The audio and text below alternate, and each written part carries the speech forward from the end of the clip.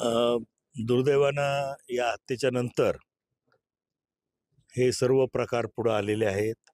या जिल्ह्यामध्ये चालणारे अवैध धंदे, मग वाळूचा उपसा असेल, राखेचा गैरव्यवहार असेल किंवा असे जे निरनिराळे प्रकल्प येत आहेत, त्यांना खंडणी मागण्याचा प्रकल्प असेल, त्याच्यामध्ये काम मागण्याचा प्रकल्प असेल, अधिकाऱ्यावर, प्रशासनावर वचक ठेवून मोठ्या प्रमाणामध्ये या ठिकाणी अ, आर्थिक सत्ता निर्माण झालेली आहे आणि ही आर्थिक सत्ता या जिल्ह्याचं वाटोळं करते, सर्वसामान्य माणसाचं वाटोळं करते, त्यांना जीवन जगू देत नाही.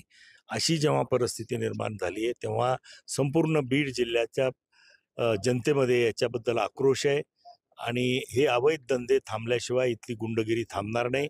या भावनेनं आता सरकारने सुद्धा खंबीरपणानं ही गुन्हेगारी आणि हे अवैध धंद्याचं रॅकेट या ठिकाणी थांबवण्याच्या बाबतीत सरकार कारवाई करेल अशी परिस्थिती आहे.